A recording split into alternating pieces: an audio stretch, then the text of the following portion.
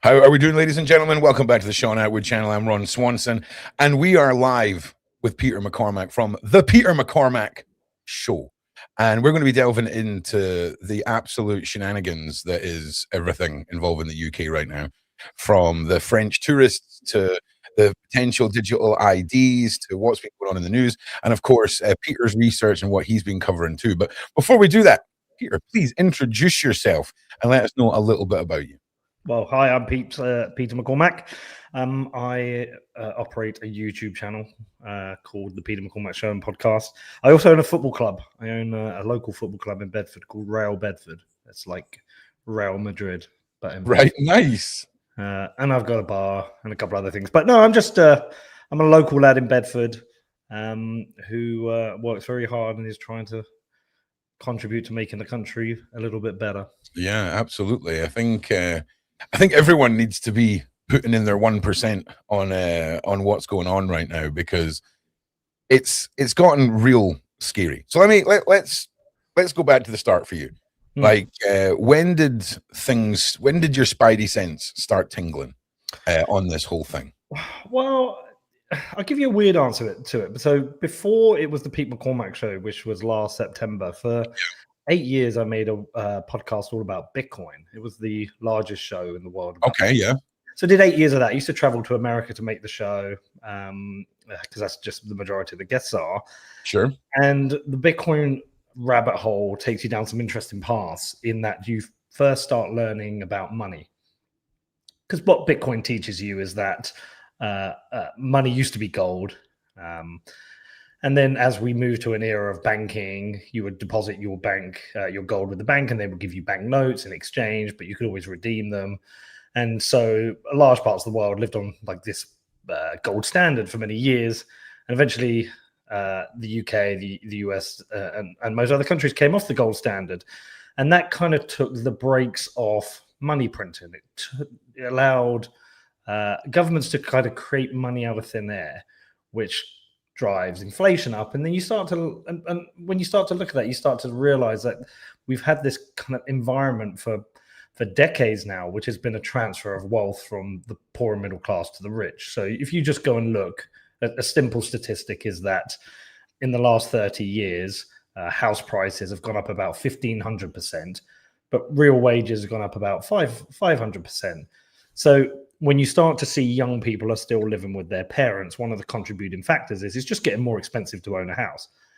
And so going down that, you start to realize, oh, okay, so if they've lied to us about money, what else have they lied to us about? And then you start to see parts of society fracture and collapse. And with that, you start to realize it all kind of it doesn't just come back to the money, but a large part of it does come back to the money and how the economy is managed. And so there's not really a moment where I go, oh, I just realized. I just think it was over the last 10 years, I started to learn about money. And then you start to see things collapse around you, like the problems with the NHS, or problems with schooling, or problems with crime and disorder. And then you realize like a large part of this comes down to the fact that the state is trying to keep this set of incentives going for keeping them in power, which requires them to debase the currency all the time, which means you do some things which really damage the productive parts of the environment. And then that kind of that you can kind of put a lens over every part of society that is breaking. I mean, there's lots of other things going on. There's lots of kind of like political incentives. We don't have tight constraints of power here in the UK. Our parliament is sovereign, which means they can pretty much do anything. But that was kind of okay when our society was managed by aristocrats and experienced and smart people. But you look at the political class now; they're really just a bunch of quite unintelligent, unremarkable people. And so, if you accept the truth of politics is your job is to stay in power, then the incentives are such that you're going to do things which mean you're going to stay in power, like lie to the public in your manifesto, print money, give money away, support corporate lobby and all the things, create the bureaucracy. Let me give you one example. Yeah, I like absolutely. but it's a great lens for how our country is breaking down, right? Okay. So we want to build a new football stadium for our football club. I would love to do it. It would be a £25 million project if we wanted to do it. It would create a nice large stadium within the town, lots of jobs, lots of opportunities. It's an objectively good thing for the town. The longest part of that is the planning procedure going through the local council. Okay, of course. Some of the significant costs in there's something called like a Section 106, where basically to get the project done, you have to pay for works to be done locally in the town. It's because councils have got no money left. They're always looking. The government is always looking to extract more money from different places. Right. Okay. When you say work around the town, do you mean like fix some holes in the road? Just over a budget. Create things with, like, it's if you want to do a house. I think they do this with housing when they grant. You'd have to double check me on this fact. Okay. But when you want to build houses, as part of the planning procedure, you may have to build shops and a doctors and things like that. Okay. Please do fact check me on that first. But the point is once you see how the money system works, you start to see extraction everywhere. So not only are we taxed like hell everywhere, and there's new taxes here, and everything just gets a bit worse. When they do a budget, it's like, what else can we tax? Okay, let's tax the farmers. Let's increase capital gains tax. And they're always trying to extract more and more to this beast to keep it going, and it just kills the productivity of a country. And I think ultimately it seems a bit mad. It really does seem a bit mad and backwards. If someone like yourself is stood there with the financial capabilities of putting money into the country, creating jobs, uplifting an area, it seems like for someone like you to have to go through so much mad red tape, it just seems completely backwards. If anything, you could also start pushing towards the fact that it seems who's getting these contracts? Oh God, who's getting these contracts over you? Because you'd have to wonder, right?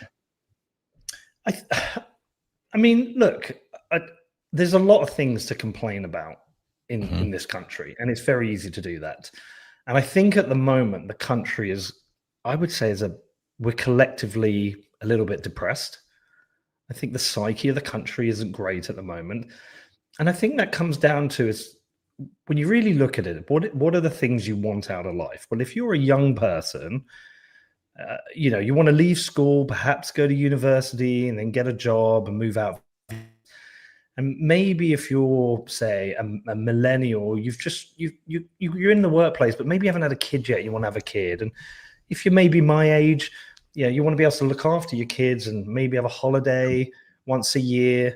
And then if you're retiring, you want to be able to retire and actually live, an okay standard of living. But if you look at the youngest people in society, the people who are basically going either into uni in the workplace, well, we've encouraged them all to go to university, but these degrees, the large majority of them are useless. They're not worth anything in the working place. If you employ people, you want, outside of doctors and such, you want experienced people. Right. But they go in and get in tens of £1,000s of debt, which is kind of abstract when you first get it. Because you're like, I know I'm going to get a job and pay it off. And then they can't get a job and they can't pay it off. And they're stuck with this debt and this useless piece of paper from a degree that's meaningless. Right. Increasing numbers of the kind of entry-level jobs just don't exist anymore because a lot of companies are starting to use AI. Of course. If you look at the millennials who are still stuck living with their parents, at what point can they afford to buy a house and then maybe go and have kids? There's people now in their mid to late 40s who are losing their jobs, and some are losing them also. If you're working marketing at the moment, it's a challenge. People who had a 100K a year job have perhaps lost their job, and that's not coming back. And then if you're looking to retire, your pension is still kind of like a melting ice cube. So all across society, there's so much extraction that nobody's really getting to live the life they want to live.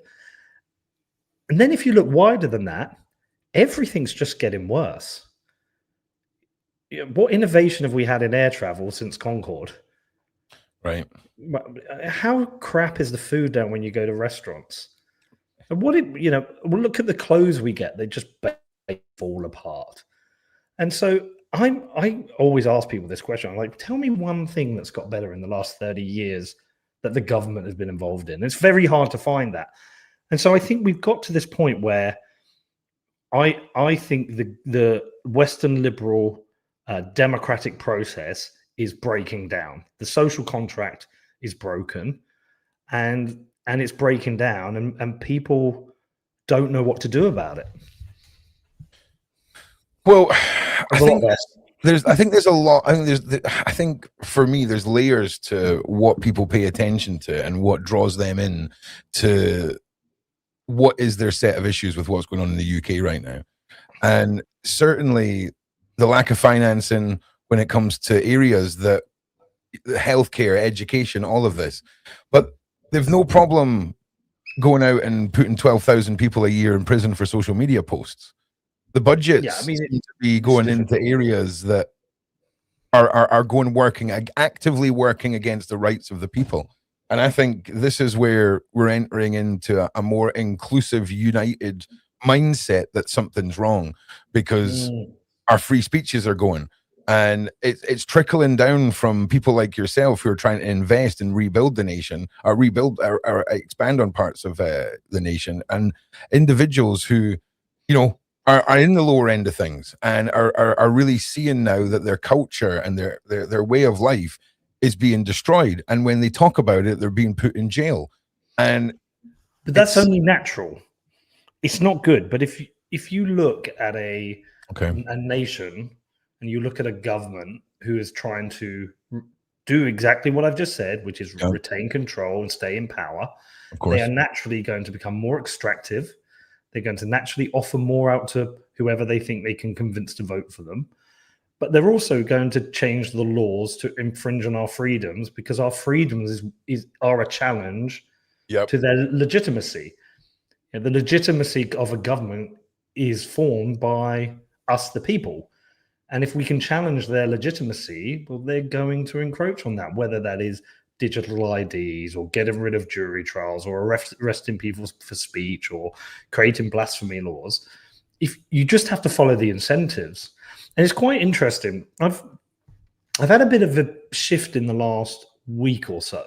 Okay, let me hear about it. Tell us about it. So I haven't actually voted in the last three elections, and that does annoy people sometimes. They're like, you have to vote. You have to vote for what is the least worst option, and people fought for our right to vote, and I understand that argument, but I morally refuse to vote for decay. And the only options we have on the table right now are decay. And for a long period of time, look, I would never vote for a left-wing party, but I understand why people do. I understand why progressives exist. So I understand why some people have care about the working class and think there should be a better distribution of money to keep society fairer. I understand why they do that. I just don't, because I think the economics of the left don't work. And I haven't voted in the last three elections because I believe the Conservative Party were actually pushing left-wing economics. And so I haven't voted. And as I look to the next election, it's like, well, would I vote in the next election? There's two options. It would be the Conservative Party if they somehow remembered what being conservative is, or potentially reform. And I ignore the nonsense accusations about reform. Do they have a sensible economic plan? And then I ended up watching this Nick Fuentes interview with Piers Morgan. Okay. Do you know it? The Piers Morgan interview, and what was the gentleman's name? Nick Fuentes. Nick Fuentes. I've not seen the interview. I mean, this guy, he's not my cup of tea, but he's wild. He says the craziest stuff on his stream. He is just blown up recently. Okay. He says things like, I might know his face. He says things like Hitler's core, and he says the N-word, and he blames the Jews for everything. He's basically Nuke the Overton window, just saying the wildest stuff. And when I watched Piers holding him to account for it, my first watch, I was like, I think he's done a good job here, Piers. I put a tweet out about it, and I got hammered for it. And I was like, what have I missed here? Right. Then I went and watched it again through the eyes of a kind of disenfranchised young man. And I was like, and then I'd read more about Nick Fuentes, and I was trying to understand what he was saying, and he's basically saying we've architected them that the young people don't have a stake in anymore. If they can't get a job, and if they can't buy a house, and they can't have kids, and they've watched our political leaders wage decades of wars, bombing brown people in the Middle East.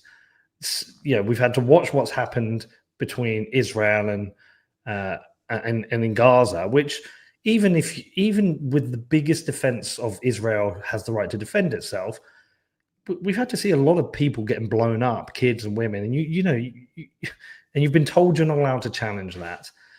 So we've really just bear with me. Let me just get to the point I want to make. And and then when he's saying Hitler's cool, what he's saying is not that he's basically saying everything you talk about with the Holocaust, that was generations ago, and you're trying to shame us into thinking about this. So I'm getting to the point. What I think he's doing, he's nuking the Overton window and saying we don't have to be part of this system that you have all architected. And so I took a step back and went, oh, okay, hold on a second here. If this is true, what I think we've done is the young generation now are going to be the first generation that's going to inherit a far worse society than we've created, because they can't find a place, they can't stake a claim within that. I mean, you're probably a similar age to me. When I was growing up in the 90s, it was exciting. There was so much opportunity, and I couldn't wait to get into the workplace. But our governments have basically stolen their future, because every time they borrow and create more debt, money is a proxy for time, right? You save and create a pension, so at the end of your life, you can have time not working. So money is a proxy for time. But by creating so much fake money and creating so much debt, we've essentially, and inflating houses and their asset prices, we've stolen from their future for us to, and I say collective we, to have a more comfortable now. And so then I was like, yeah, no, this isn't good. Why? I don't even want to be part of this system anymore. I don't want to contribute to a system that is designed to constantly extract from young people's future. Our job is to create a better future for the young. And if we're extracting from their future, who are we? I mean, who goes and steals from a kid's piggy bank? Right. Well, that's what we're doing. So now I've said I'm over this. I'm not contributing this to anymore. I'm not voting for any party that's not going to deal with what is a generational injustice that we are putting on our young people.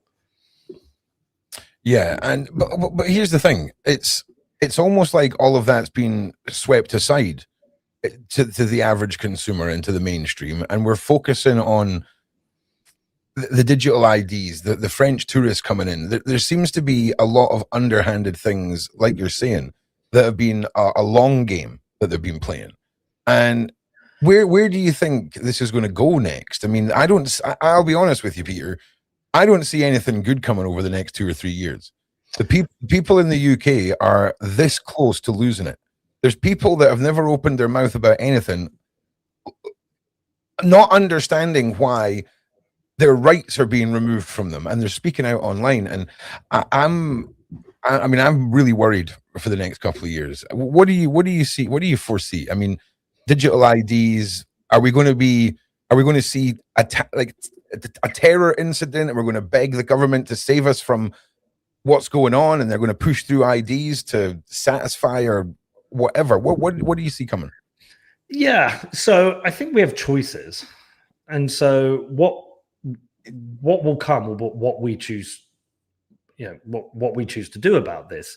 We have a Labour government which has objectively failed. They've 100% treasonous, in my opinion.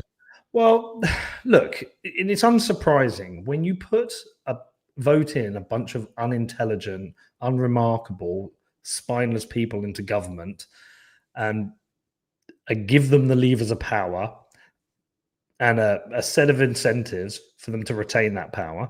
It's not surprising they do really shitty things. I mean, there's a really good book Ian Dunt wrote called How Westminster Works and Why It Doesn't. And it's a terrifying book. because you realize the layers of incompetence we have built, and the layers of incompetent people we have built to run a country. I mean, Rachel Reeves is responsible for the entire budget of the country. I mean, she's an entirely incompetent, useless exchequer, but we've put her in power. And so you get the country you deserve. That's what I say. And you get the politicians you choose. And if we continue to, election after election, elect unremarkable, spineless people, then that's what we'll get. So our choices right now, I think, are three. One is to moan, but that doesn't really do anything. Two is to wait for another election vote, cross your fingers and hope. Or three is to challenge the legitimacy of the government. And when things are so bad, I would agree with that. You know, if you're at a time where our young people's future is being taken from them, most people are struggling to get by, businesses are folding because of the layers of regulation and red tape. Young people or people are being raped and killed on our streets. Yep. And you accept that the social contract is so utterly broken. At what point do you morally go, I have to do something about this? Correct. You look through history at revolutions. I wrote an article this week on my Substack called "The Moral Case for a Peaceful Revolution."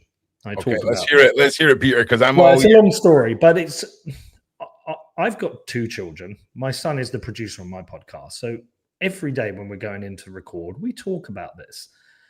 And the interesting thing about having my son as the producer on my podcast is all the content I make it also through the lens of a 21-year-old. And if you go and look at the history of revolutionary moments, anything from the French Revolution to the Glorious Revolution in our country to the American Revolution, but also revolutionary people like Martin Luther King, Gandhi, the Solidarity Movement, the Velvet Revolution. When you go and look at all these things, at some point, a person or a collection of people have said, I've had enough. I have to do something about this. And I think we're at that point where a lot of people have had enough, but they don't know what to do about it. And there are some people who are going to go, I've had enough. I think I'm going to do something about it. I feel like I'm in the camp of, I feel morally obliged to go and do something. Now, we're in a very different era from the musket, so we're not going to pick up weapons. And so what can you do that is morally right within the legal bounds of the law and then challenges the legitimacy of the state? Because a lot of people think that the consent of the state comes at an election, but that's not true. Consent is actually fluid in that the government only has its consent by millions of people every day accepting their decisions, obeying, and contributing to the system. But if 60 million people said no tomorrow, downed tools, and did nothing, the country would, it would freeze. Yeah. And the government would have to answer questions about that. We saw it in Bulgaria this week, although I think it was a kind of fake coup. But we've also seen it in Nepal. We've seen it in various countries where the legitimacy of the government has been questioned and their hand has been forced. And I think now is the time where we as a country, if they're only polling at 11%, well, what is that 89% willing to do? Are they willing to challenge the legitimacy of the government? Are they willing to withdraw their consent? I genuinely think we're at that moment now where the country itself needs to realize that it's the people who are in charge, and we elect people to run and be stewards of our country. Well, the people now are failing, and they're not just failing like a normal crappy government. They're failing so much that they're destroying the whole identity of and infrastructure of the country, that it is time now for us to attack their legitimacy. I think everyone's in agreement here. And we cast our mind back to, I think it was September, when there was the massive march through London. And I mean, I watched it all live. We were covering it here. And I was there. The main crowd, I've never seen a more peaceful group of people. You had the police trying to ferry the lefties down the side streets and try and cause a bunch of hassle. But I mean, I never even. Want me to tell you what happened there? Yeah, on you go. So I was there. So there was a lot of people, not as many as quite. There wasn't 3 million people. I would say a few 100,000. And there was the main stage where Tommy and his friends were speaking. I was backstage because I just recently interviewed Tommy. So he said, "Did you want to come and see it?" I said, "Sure, I'll come and see it." Yeah. And then when you went backstage, it was down Horse Guards. I think it's Horse Guards Parade, where the police had blocked everything off, and there was a counter protest. And the police had actually done a good job of separating the two. But what they'd done with the large group of protesters, they'd also directed them down to a dead end where you couldn't see the stage. And there were some people who were definitely drunk and some people who ignored everything Tommy had said, which is to be peaceful, and were lobbing bottles, and then it kicked off. But it was a very short moment. It lasted minutes and then it ended. But the problem is it gave the Daily Mail photographs to put on the front page to say, here they are, all the violent thugs. It was one flashpoint. Yeah, of course. I've seen it. I mean, I've seen it happening live. It was crazy. But this is the same press who have never once reported on the violence of left-wing movements. Of course, we should condemn all violence. We should condemn the violence at that moment at that protest, but we should condemn all violence equally, just equally. But we've had this kind of cynical way whereby we excuse and justify left-wing violence and we condemn right-wing violence. We should condemn or excuse all equally. I agree. I completely agree. But this was a fantastic representation of a massive collective of people wanting to peacefully demonstrate what you're showing, what you were talking about, right? Their lack of faith in the government. And I don't know if you know, but the next date has been set for 2026. A video went out today. I do believe it's March. I think it's the 26th of March. I can't remember. It's the 16th of May. I beg your pardon. 16th of May is the next Unite the Kingdom march. So you'll be able to find out all of that where you usually find out about it. Yeah. Shaun sadly is super ill. I need to remind everybody. Yes, Shaun has had the flu. He's kind of on the mend. The poor guy is canceling Christmas. He's done. So make sure you guys like and subscribe, please. So do you think that we're going to see larger turnouts? Do you think that with the growing popularity of this Unite the Kingdom movement, do you think we're going to see more people turning out, more people? And do you think it's going to make any difference? Because the last one made zero difference to the government. And at what point is asking politely done with? Yeah. So I do think it will continue to grow. And one of the really interesting things about the movement that Tommy has created is if you think of political opinions, it's not what you say, it's what you think. And I interviewed Tommy on my podcast, and it was really interesting. When it went out, obviously there were lots of people complaining, why are you talking to him? You shouldn't be talking to him. He's a racist, he's a thug, all these things. Yeah, all the accusations he's had. Yep, of course. By the way, I think anyone should be spoken to. I would interview the leader of Hamas and the Taliban, and I would interview criminals. I hear you. I've interviewed serial killers, school shooters, monsters that prey on innocent people. You got to learn. You got to learn from these people. And I would interview Marxists and communists who I think have an evil ideology. I would interview anyone. But what was really interesting was after the interview, the amount of people I know who came to me and said, saw it, really enjoyed it.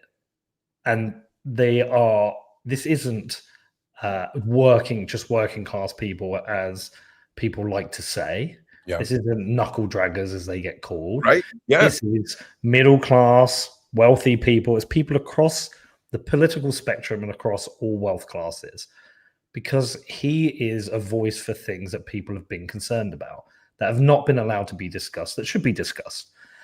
And that to me was really interesting.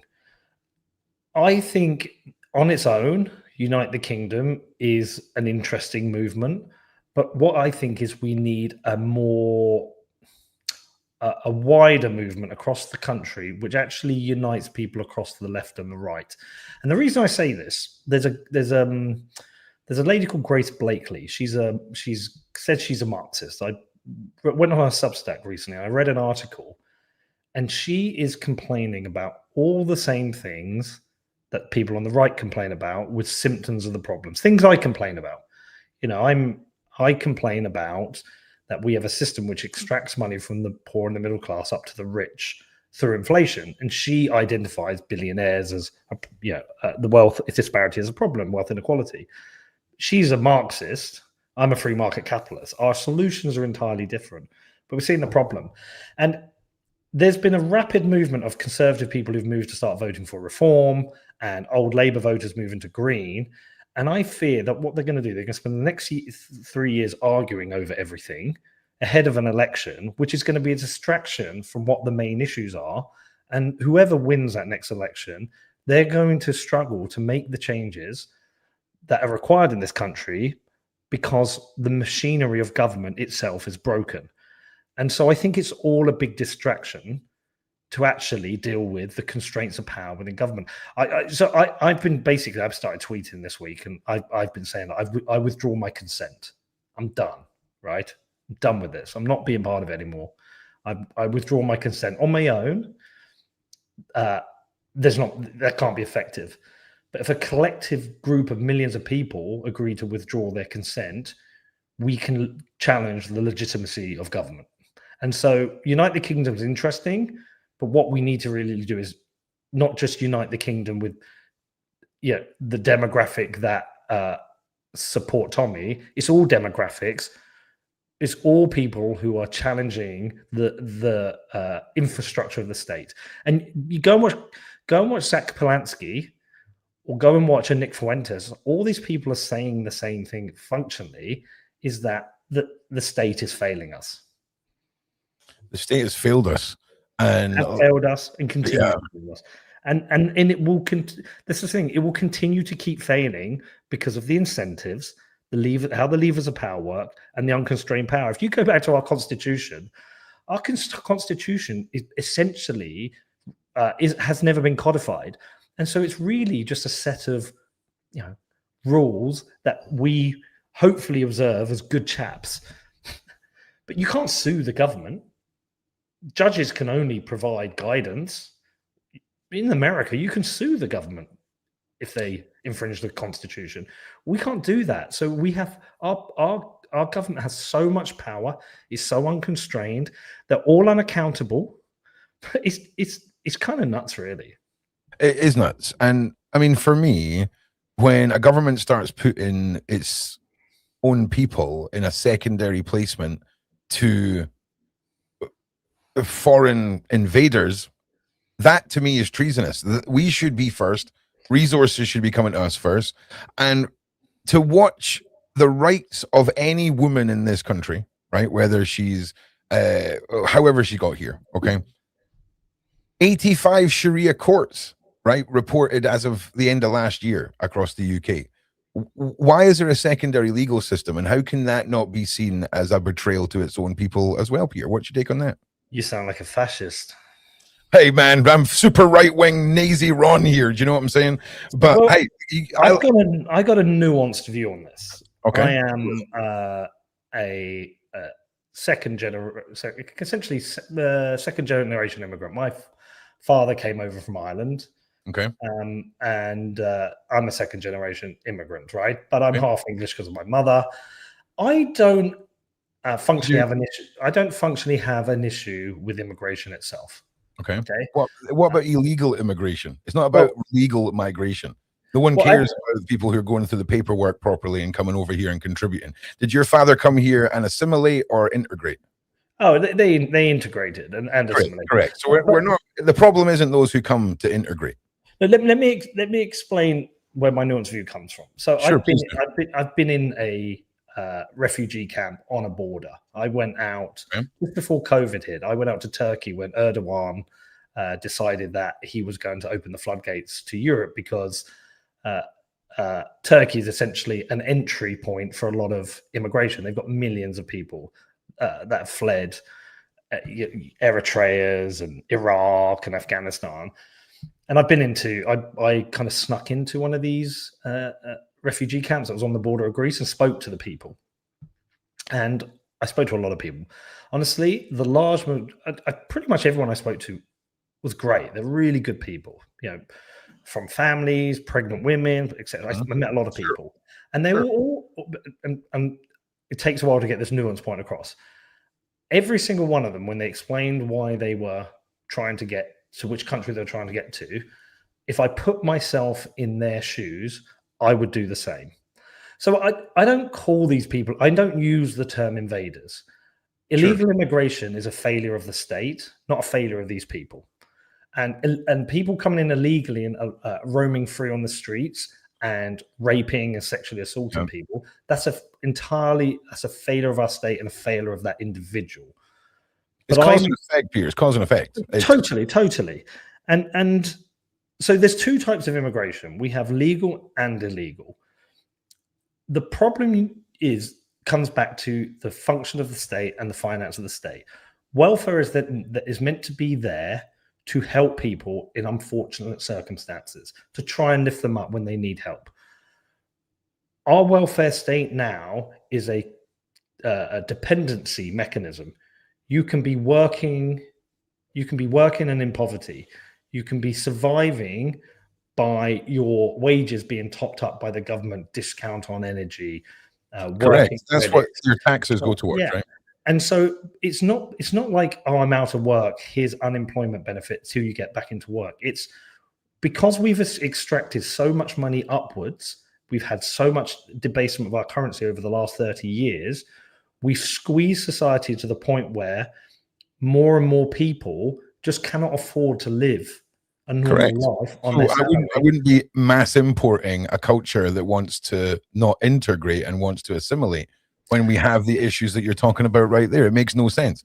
It seems to me like an orchestrated plan. And I'm not seeing any pregnant women. And I'm sure Turkey's one place, but I think you should head out to Cali, because the reports that I've seen from people that have gone out there ain't no pregnant women. There ain't no children. It's military age men from countries that want to spread an ideology. Okay, I'm cutting to the chase here. Spread an ideology that wants to destroy our way of life. That's what I see.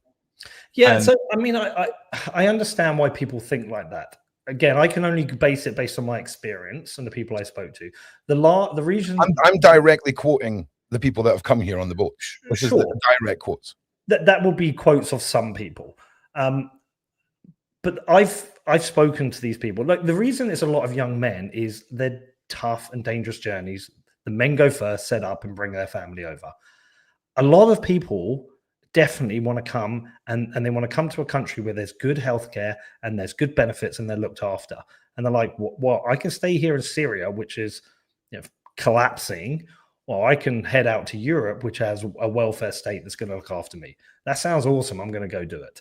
So I get they do. There's plenty who want to come over and just work as well. That is a reality.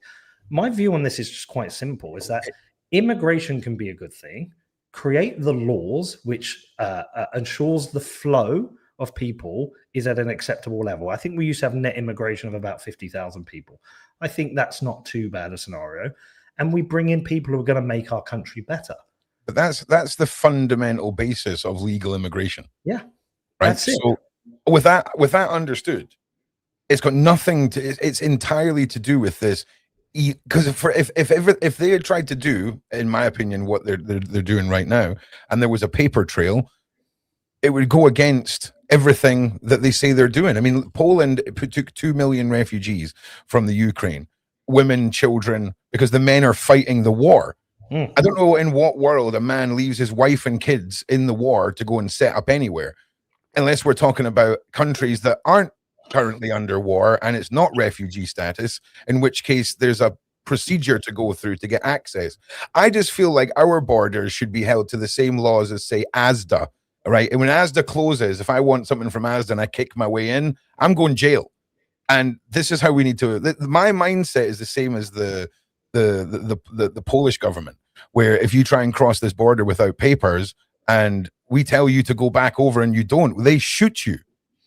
Yeah, I'm not sure I'm in a world where I want us to start shooting people yet. Yeah, no, we're a couple of years back, because when we started, we should have started shooting boats, mate, and sinking boats. Okay. Look at this vape here. This to me signifies the problem with government. Okay. 6 months ago, I would buy one of these, and at the end of the day, I would throw it in the bin. Yeah. And what rule did they change with these? They had to be You had- rechargeable. It had to be rechargeable and changeable pods. Okay. That's right.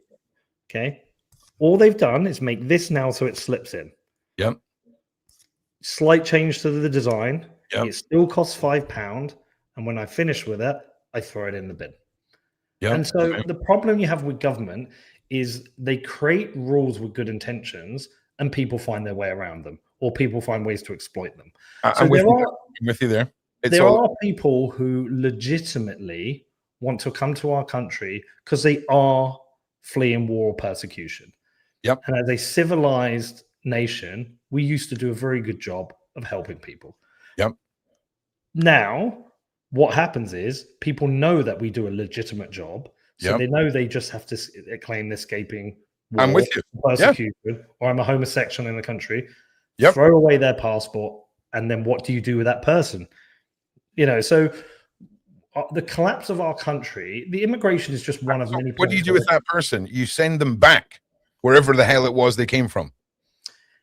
In fact, you put systems in place that prevent them even getting over the border in the first place. That would be protecting the people of this country before anyone else. Okay. Once everyone here has the education, the healthcare, the home, the wages, all of that stuff, great. Because 60 years from now, the individuals who've come over here and have had children and their children are having children, this country, the landscape and the culture is going to be dissolved. And that's a really, I totally agree with you. It's a conversation that I think the country needs to have, but a lot of the country doesn't have the stomach to have it right now. They struggle to have this conversation because it gets into an area that white people haven't been allowed to have the conversation about. Is that, can I be proud of me? Can I be proud of my children? Can I tell my children to be proud? And that's a conversation that has been, it's kind of been cancelled as a conversation as a white person, and it's put us into this very weird place where we are now. I also, just back on the immigration point, immigration itself, when it's altruistic immigration, is a function of surplus. It's a function of prosperity, right? A prosperous, successful nation. Yeah, I'm with you. Yeah. We can take an extra 50K because we're so, doing so well. That's it. That's exactly it. And at the moment, we're not. And so what we're doing is because sometimes for a young person, think about a young person trying to vote on this. If you're 17, 18 years old and you're thinking about these ideas, it's very hard for a young person to go, just send them back, blah, blah, blah. Send them back to their walker's own country. It's very hard. I think young people naturally have a lot more empathy. Just don't think about it, young people. It's not your duty to think about where these people have come from or where they're going. Stop with this empathy outside of a bordered country that is failing its own people. Okay, if we were all walking into jobs, if our kids were having the education, if women and kids weren't at risk walking home from nights out, I'm fully on board for just letting everyone in. But until then, it's not it's not me that needs to give a rat's ass. It's that man who's left his wife and kids, who is now being sent back with nothing because he was stupid enough to think that the white folk that get called racists, do you know what happens to a group when it gets backed into a corner? It reacts. Okay. And we're still quite a big group. All right. And once a spark happens, it's going to be terrifying because it's going to spread very, very fast. And we're getting so close to it. And it's scary, bro. Like, it's scary. It's not a fun romanticizing a possible civil war. It's scary. I grew up, you'll remember the IRA, right? On the telly, all of that. That's the only time in our lifetime, bro, where there's actually been a scary terrorist group on UK soil running about doing stuff, proper style. You know what I'm saying? We've had a few odd attacks here and there, but they were there. And it's scary when I hear people talking in ways they've never spoken about. And I use this term, that nice guy on your street with you, Peter, the nice guy on the street, Peter. How nice is Peter going to be when your kids have missed 9 meals, right? It's one of those anarchistic, where's the line for you conversations? Because at that point, you're not going to care whose cat it is you're bringing home for the kids. Do you know what I'm saying? So at the same time, those young people, you can't think about where that cat's coming on from. You've just got to do what you've got to do, and we need to send these individuals back. And that's my opinion. You don't have to agree, Peter. Push back. Come here. But this goes back to my original point about Sure. Where decay comes from. So if you constantly have a system that extracts the money from the poor and middle class into the government, and the government keeps running out of money, what happens to the education system? The education system decays. I mean, I was with 2 girls this week I know who are both teachers. They both explained to me it's just now the common thing that teachers buy supplies because schools don't have enough money. And so if a school is struggling, doesn't have enough money, what are the standard the teachers were put in there, and what is in the syllabus? How much are we teaching these people about critical thinking, philosophy, history? Yep. Because every problem we're having as a country right now is a replay of history. It's just, you can look to history and see what happens to countries that makes decisions like we're making them. We can look at France and Italy and Germany right now, based off of the immigration decisions that have been made. And these failures of budget are a prime example of why the young people should be making these people go home to fix these financial issues, because we cannot afford these hotels. Why is it we can fix issues for non-citizens who've come here illegally, but a one-legged veteran living under a bridge? No one can solve that since World War II, bro. It's madness. It's treason. It's the kind of unfairness that's very obvious to see and does spark protests. We've seen it in Ireland as well. Ireland's had very similar kind of protests around these issues. So this is where I get back to the point. It's like the country is now at an inflection point where it has to face very uncomfortable conversations, which are going to lead to uncomfortable policies, which some people will support and some people will be very against. And so I think if you, going back to your said what's going to happen over the next 3 years, please do. I see we're going to become more divided, and it's a divide between the left and the right, the conservative, non-conservative, progressive ideas, conservative ideas, big money, small money. We're going to, and we're heading towards an inflection point. And that there's a bigger inflection point that might come down the line, which is a lot more serious than this, because revolutions happen. They just do. And countries do collapse. I mean, I went to Lebanon last year. Lebanon used to be a beautiful, incredible country. And it went through years of wars and wealth extraction, where the leaders of the country stole all the resources of the country, all the money. And now it's rascals. It's kind of a failed state. Yeah. I mean, it functions, but it's kind of a failed state. We risk creating new levels of sectarian issues in this country because we aren't willing to face uncomfortable conversations about. I think we are ready to face those conversations, Peter. Some people are, but not at the very difficult level. So, for example, some countries, they have specific rules about the religion of who can be in parliament. We don't have that. And some people are calling for it. I myself find it an uncomfortable conversation. And what are those rules? Should we be a Christian-based nation, Christian-based, and I'm not particularly religious, but should we have a Christian framework? I mean, there's easy things we don't need to do. Well, Peter, let me just ask you this, right? Because you're a classic British person in 2025. I'm not super religious. Christianity. I mean, we like Easter and Christmas, though, right? We like the word Christmas, all this stuff. So for me, I'm definitely not a Christian. I'm very religious, but I'm not a Christian. But I'm super okay with living in the Christian country that I grew up in. Going when I was like, you remember going to see the Christmas lights being turned on, the big tree in your local town, whatever, when you were a little kid. And again, like, Amazon's ruined Christmas because none of us have to face the Christmas shop anymore. That was what it was about, people. But I see this country split into little groups of where the line is, okay? And people have already started losing it over kids losing Easter. We just had a little 9-year-old girl unalived by a 15-year-old boy who the British state is protecting the identity of. We're seeing attacks happen. And I think over time, and when I say over time, over the next couple of years, we're going to see the speed in which people go, okay, I might not fully understand what all these people who are being called racists over there, who maybe are not, it turns out they're not racist. I don't really understand what's going on, but I know what's coming. I don't want. And I think there's going to be there's definitely a more intelligent way of summing that up. So but I understand exactly what you're saying is that, like I say, altruism and progressiveness are a function of prosperity and success. It is no coincidence that the most historic, wealthy, successful nations have become more progressive. It's no wonder we led on policies around, say, safety in the workplace and equality, and that these kind of idealistic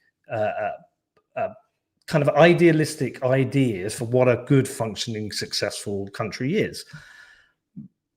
But when you continue to extract money from the poorest and the middle class to the point where they're just working, and they're working harder for less, and they're funding, they're struggling maybe to afford a holiday, or they've had private schooling taken away from their kids because the government added VAT, or they've got to give up part of the inheritance to their farm. They're having more and more taken from them. You get to the point and go, what am I doing this for?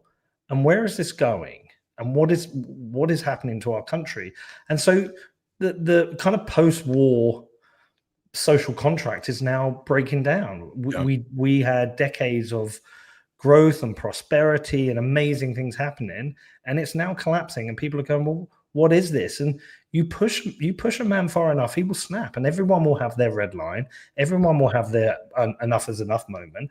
And the really interesting things is even my kind of like more lefty progressive friends are saying, look, Pete, I'm listening to your show at the moment, and I'm fucking pissed off. I've got no money.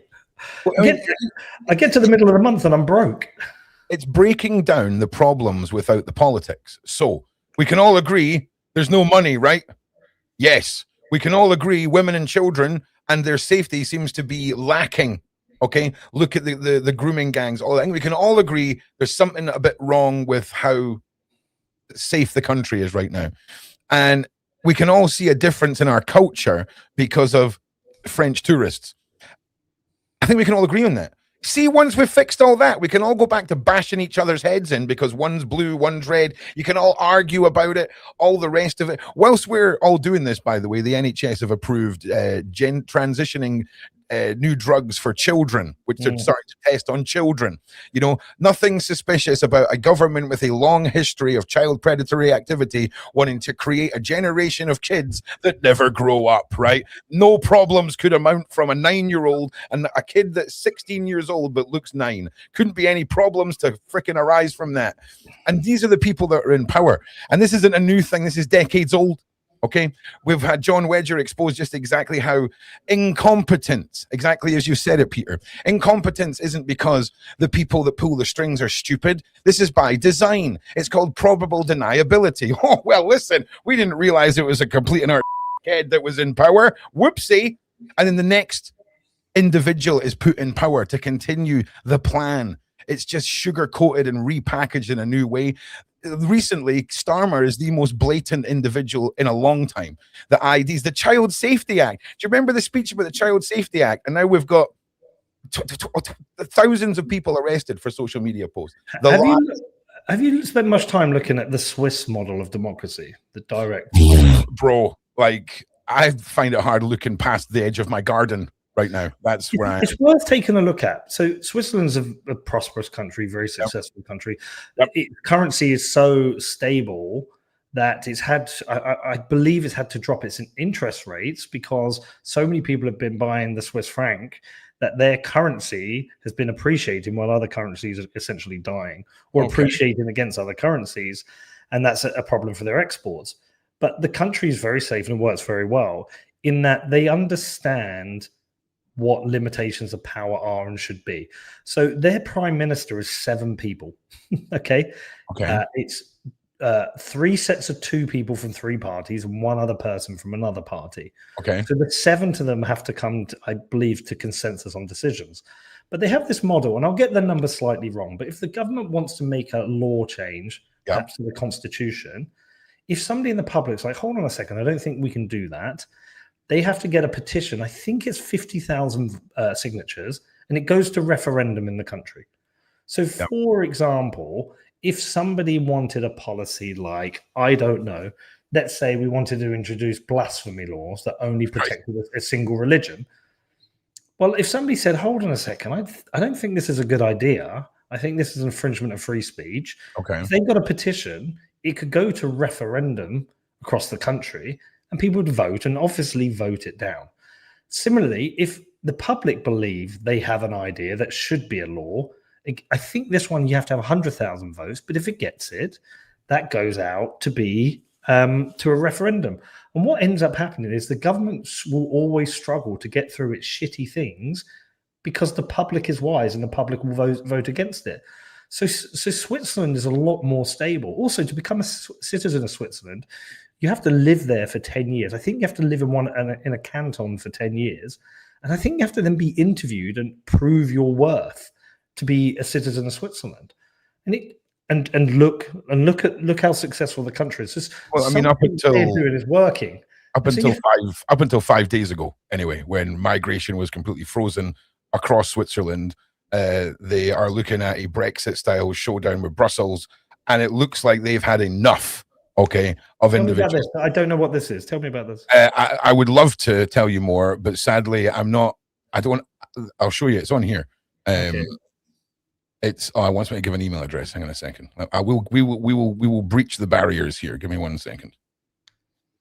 Yeah, give me that free 7 days free access. There we go. All right. Now let's go back here. All right. There we go. Nice. We did it. Oh, no, we've not. Okay, so I'll try and find another article. Give me a second. But it goes, a country's referendum on migrants, Brexit, that was showed in with Brussels.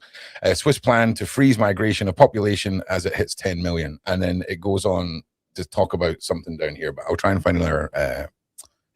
You mentioned referendum there, though. Yeah, country's referendum on migrants. Yeah, see, that's, it's the Telegraph. Yeah, so they welcome so they had a net immigration of 1.8 million over 9 years. Interesting. Yeah, I mean, look, I guarantee you, it'll have less to do with the legal side. The word migration, we need to stop it. There's migration is like a super cool thing where you want to move to another country, you sign up, you do your things, you move there. It's awesome, and you get there and you go, yes, I cannot wait to integrate and be part of this.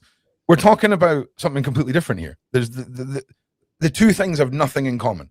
Nothing. One is a criminal act and is a rampant criminal epidemic that seems to be taking over. And pardon my analogy here, but Australia and the white Christian Western world. That's what it seems to be like. We can dance around it as much as we want.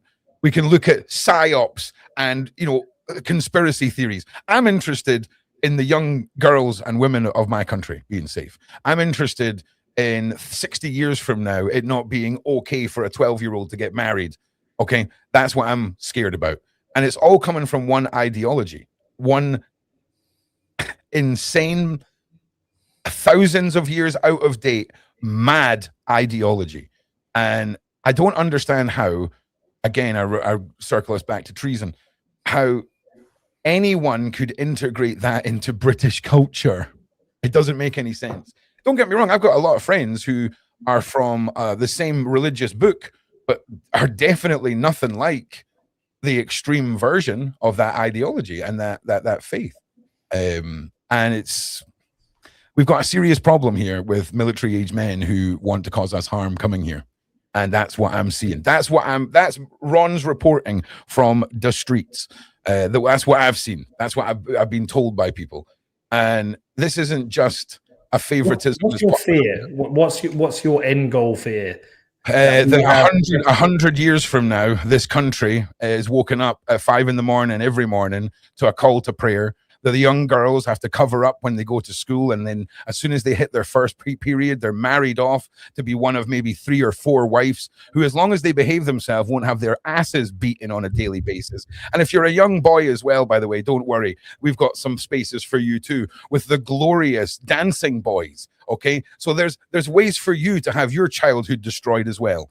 That's what my fear is. My fear is not next week. My fear is my grandkids' kids.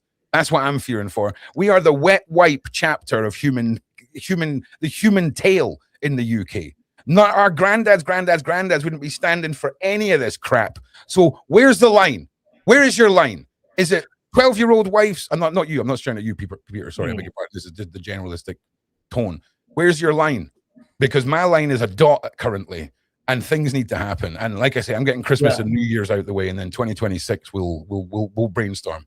Well, so I think, I mean, what you're alluding to is one of those uncomfortable conversations whereby if you have a graph and you draw lines on it for, say, how many kids I have, how many kids are English people having. And to me, by the way, I had this conversation this week with somebody, and for me, there's no difference between my son as a 3rd generation white British kid and the black kid he goes to school with. There's no difference. I agree.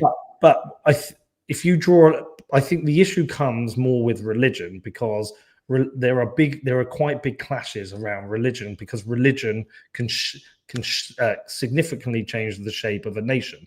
I would say we're not talking about a religion, we're talking about an ideology. Okay. And a way, because there's states governed by that, by the terms of that book, if you see what I'm saying. So it's more than just a faith to some people, if you see what I'm saying. Sure. So, and Islamic nations, it appears to me, and I'm not an expert in this, but I don't know much about atheism within Islamic countries, but it doesn't seem to be at the percentage, say, in this country, which I think is about 37%. But a nation is shaped by its kind of foundation. I'm with you. Religion. So we're a Christian country. We have kind of basic Christian values, and Islamic country has Islamic values. I agree. Yeah, Muslim country has Islamic values.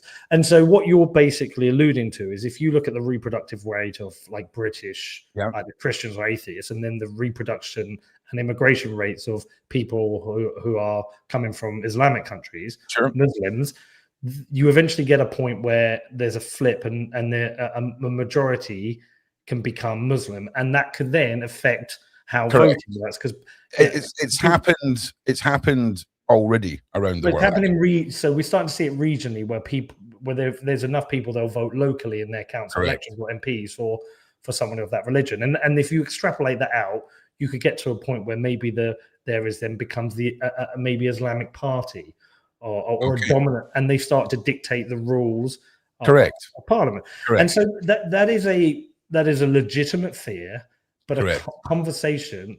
I don't know if you would agree that not a lot of people don't have the stomach to have right now.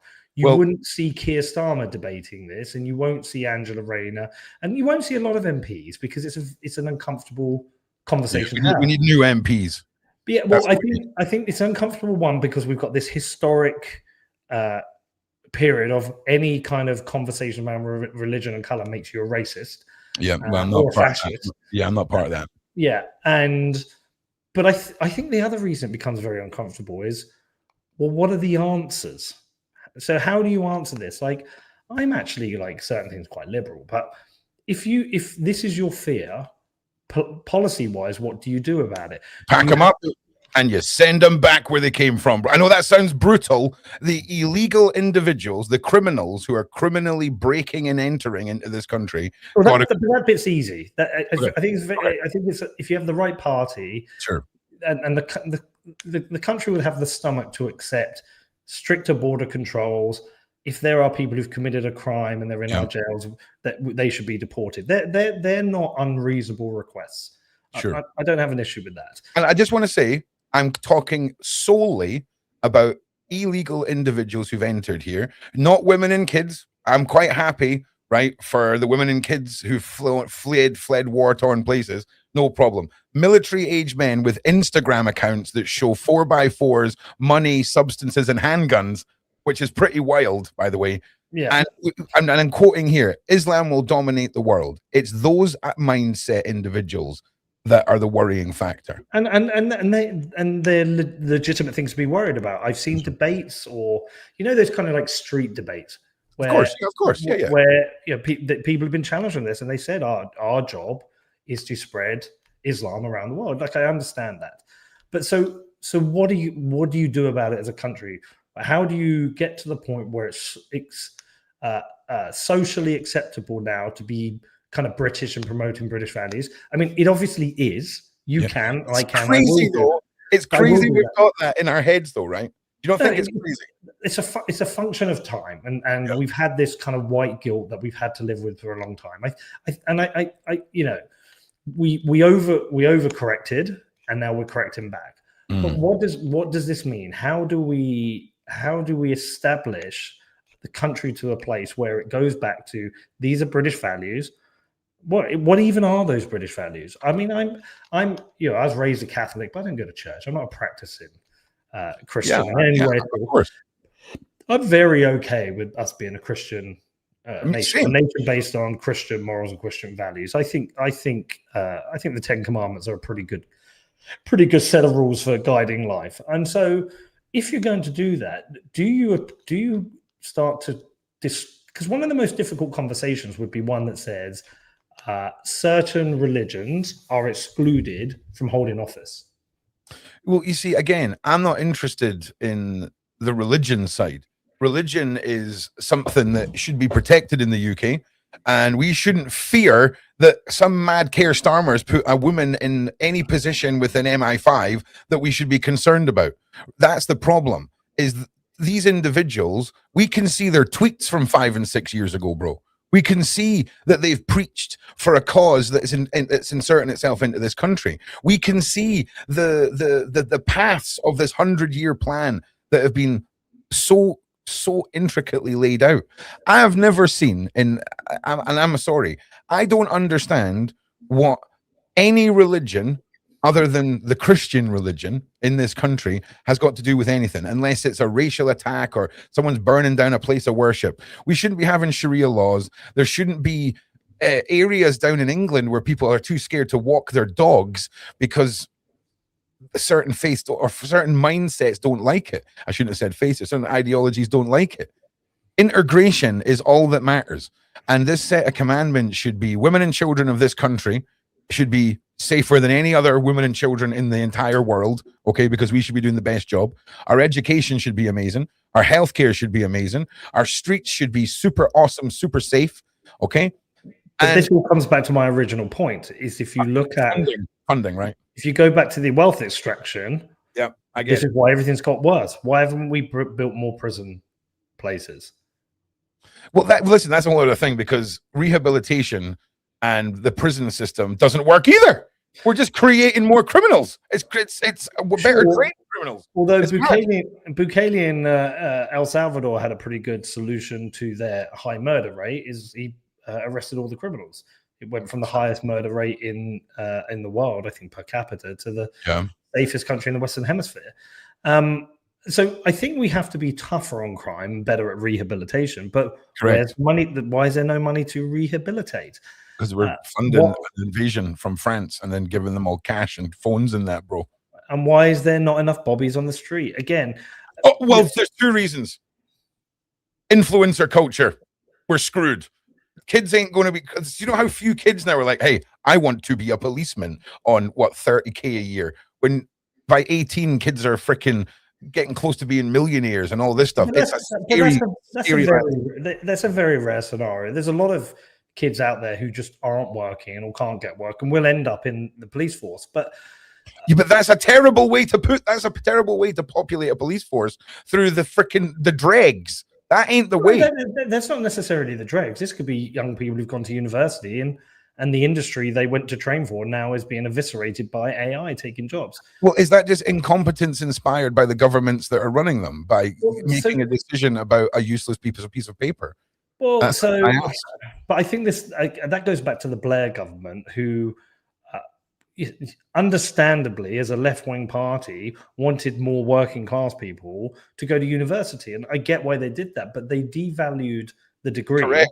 Too many people went, we had too many Mickey Mousey courses, and people were going for things they should not be going for when they should have done apprenticeships or they should have done work experience. And so we devalue the university process. It lost what its elitist, it lost its elitist meaning. And trying to flatten the experience of everyone in the country ultimately degrades the net experience of everyone in the country. And so with all these problems, we're looking at various symptoms, and we're not looking at the main cause. Well, our country cannot get back to a place where it is prosperous, growing, exciting, full of opportunity, until we arrest power back from central government, unconstrained power, to print and create as much money as they want, and to create laws which infringe on our liberty. If you look at, go back to when Thatcher was in power, we were a very free country and economically successful. And I'm sure she did things that people didn't like. She privatized things that allowed venture capital private equity to go and destroy things like our water system. A little bit. But if you go and look what she did, for the majority of the time that she is in there, she rescued us from a point where we were going cap in hand to the IMF, begging for a bailout, to being a respected country again on the world stage, economically successful. It's unfortunate that she was a child predator and most of her cabinet ministers were child predators, and she allowed the flourishment of child predators. Oh, I don't know about that.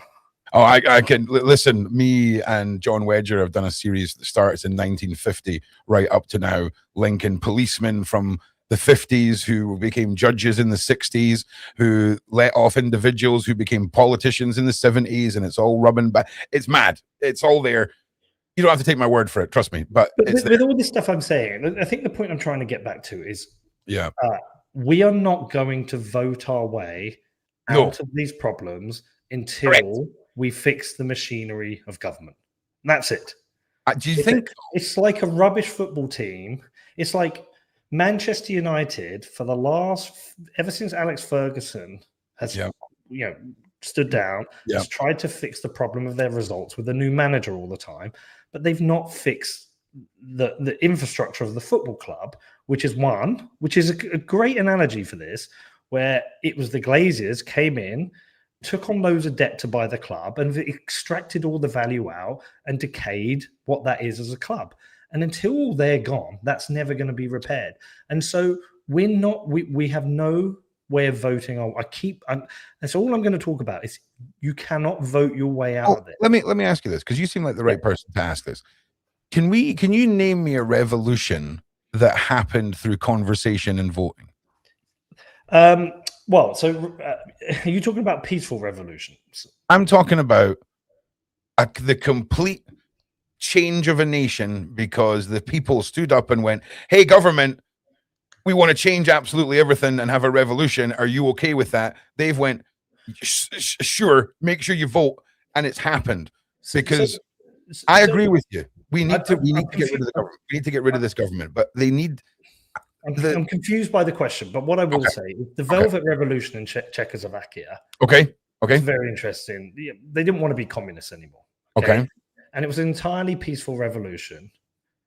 Okay, great. And they forced the government to stand down. The Solidarity movement. But there's been other individual movements that have tried to be peaceful. Gandhi wanted to peacefully remove the British from India.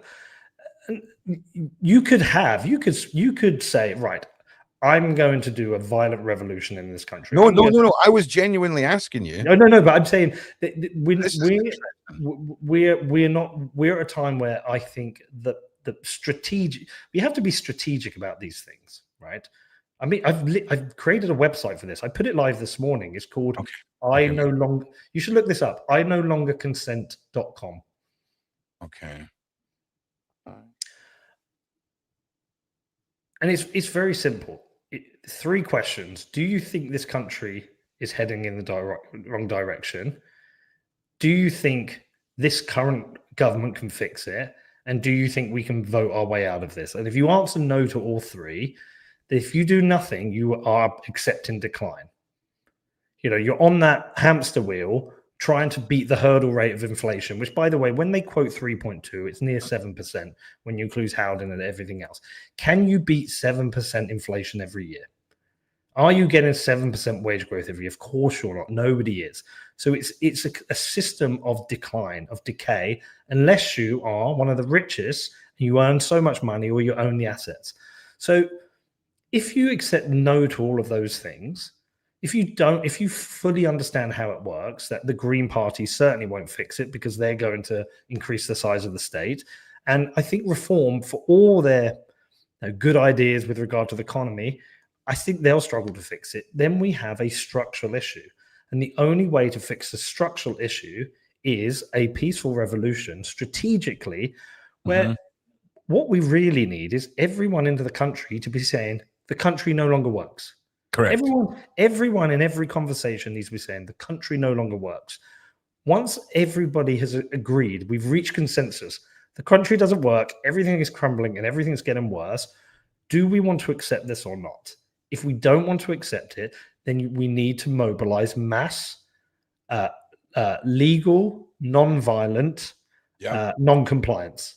Yeah, I'm with you. And that the Velvet Revolution, giving me an example of that now, I can now go and at least get some hope, Peter, injected into my brain that humans have done this once before, if that makes sense, peacefully, regardless of how different the two are. I just need that sliver of hope.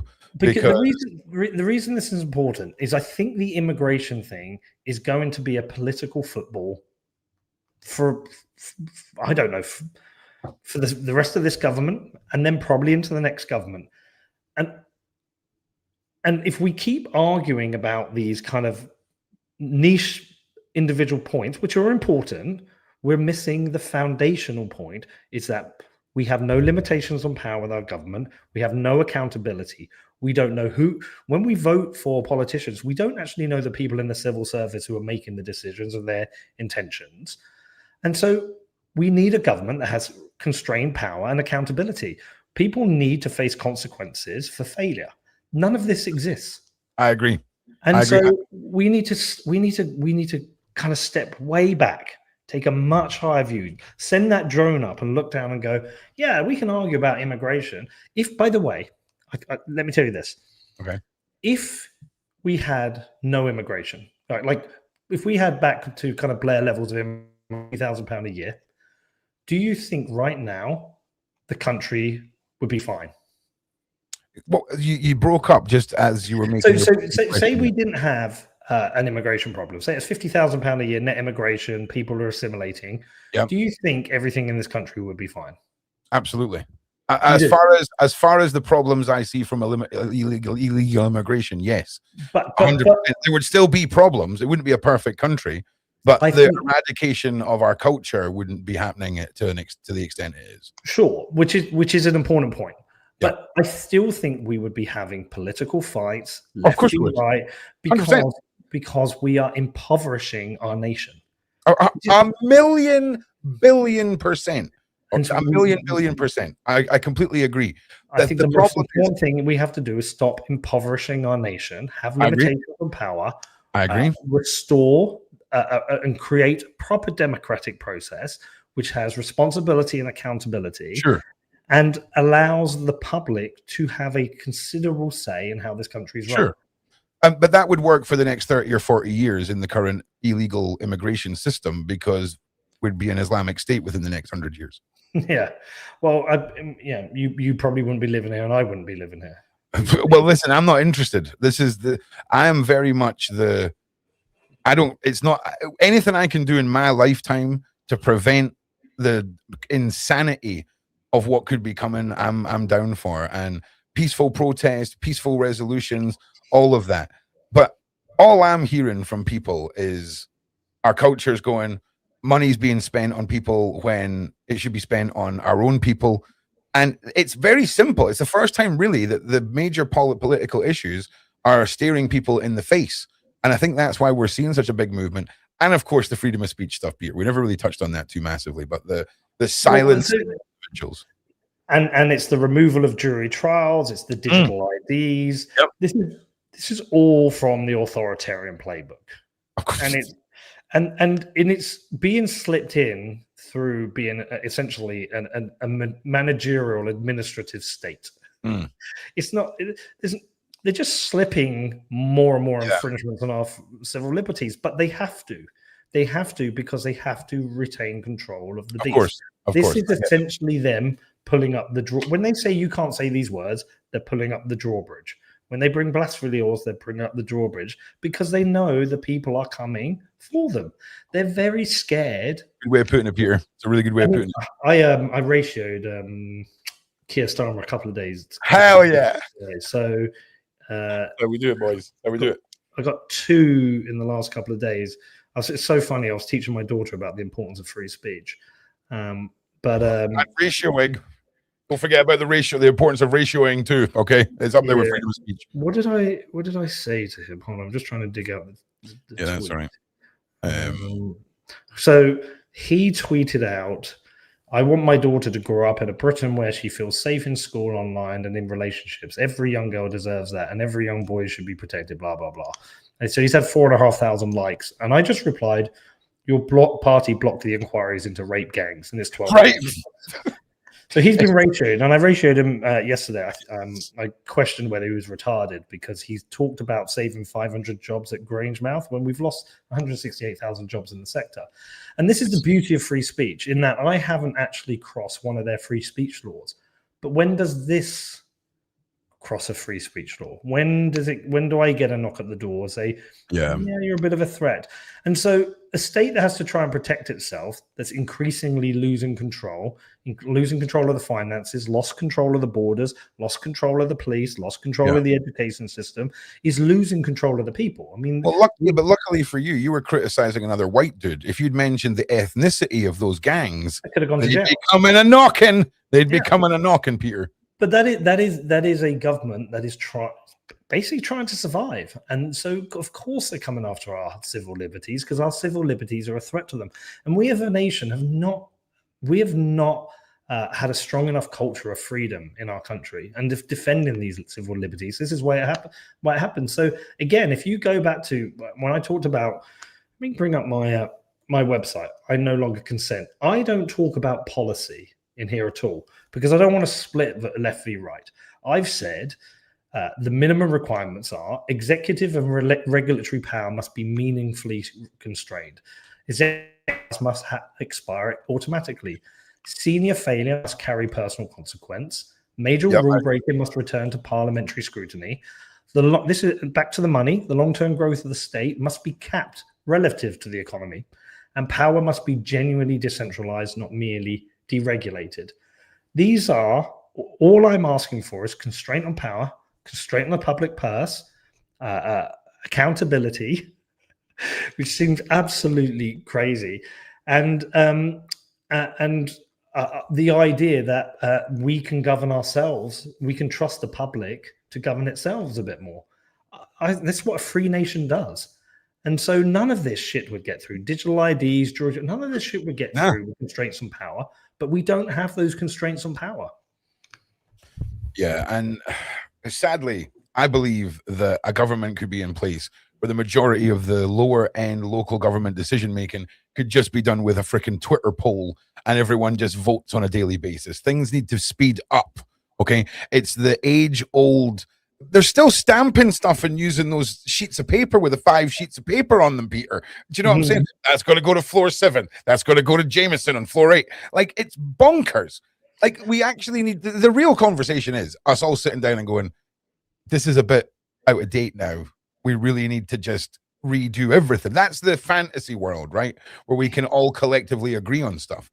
But I mean, if we were to say, as a nation, we have to sit down and decide on a new color to paint the lines on the road, and it doesn't happen till we all agree, how many millennia until those lines are changed? Well, this is why councils are absolutely collapsing at the moment. Right? They are a more stupid, more incompetent version of central government.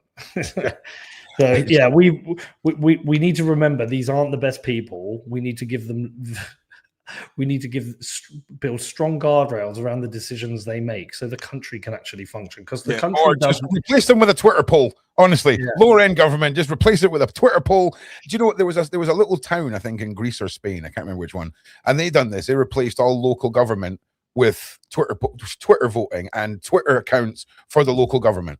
So the mums were taking the kids to school in the morning, and then the bin men were picking the bins up from the school at the same time. So all the mums just tweeted, hey, sanitation department, you need to change the pickup time. So they then made the pickup half an hour earlier.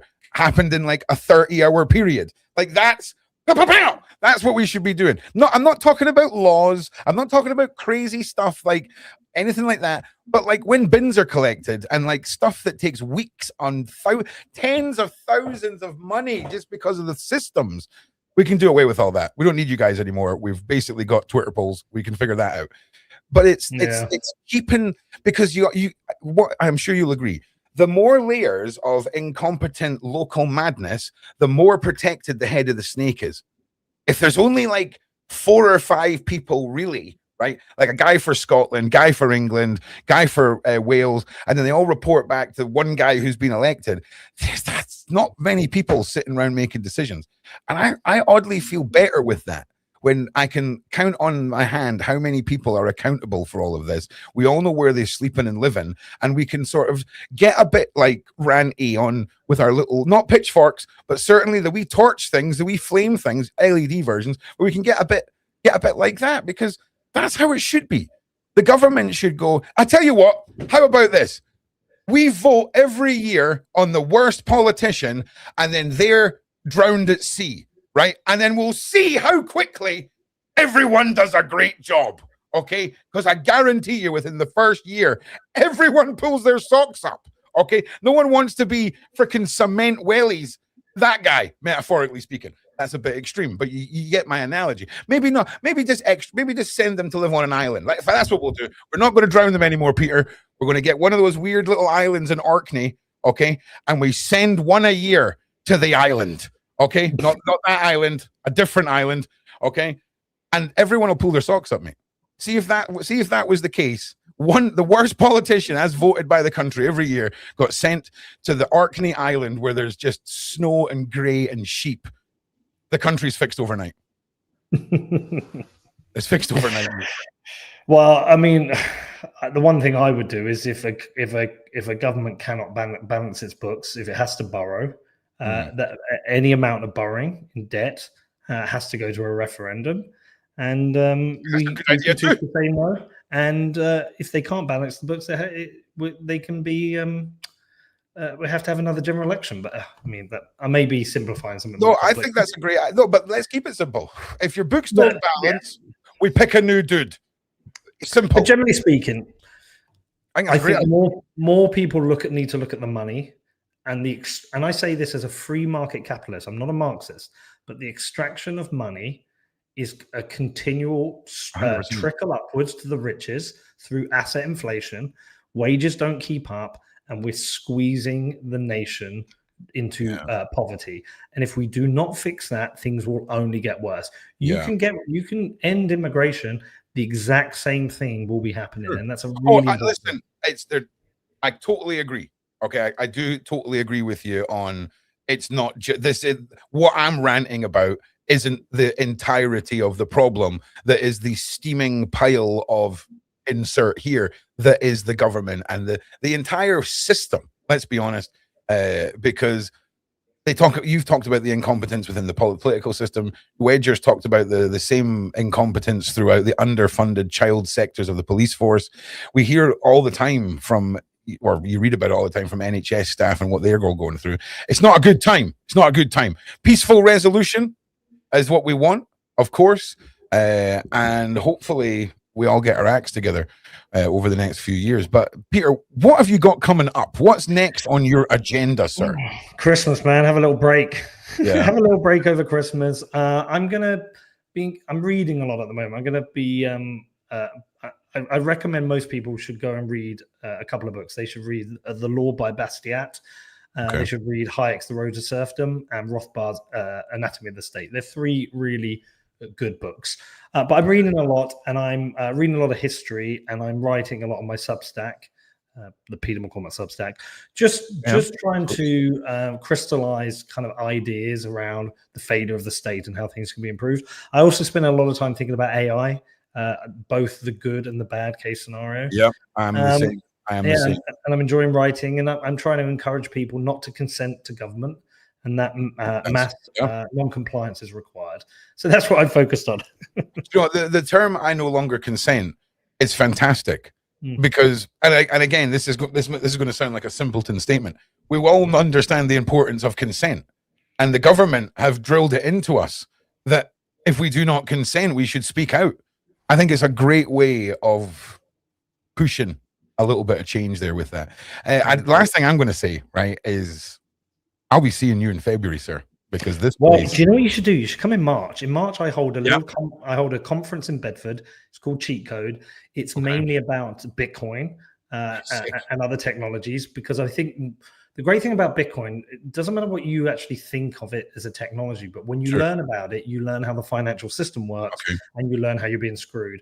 So if you want to come down, I've got a ticket for you, you and your wife or girlfriend. And 100%, yeah, I'd love that. After the conference, everyone goes to my bar, gets drunk, and the next day comes to the club and watch my football team play. So you'll enjoy it. That sounds awesome. Listen, just give me a nod in the direction of the insider traders at that Bitcoin event. I would happily like to have conversations with some of them. I'm joking, of course.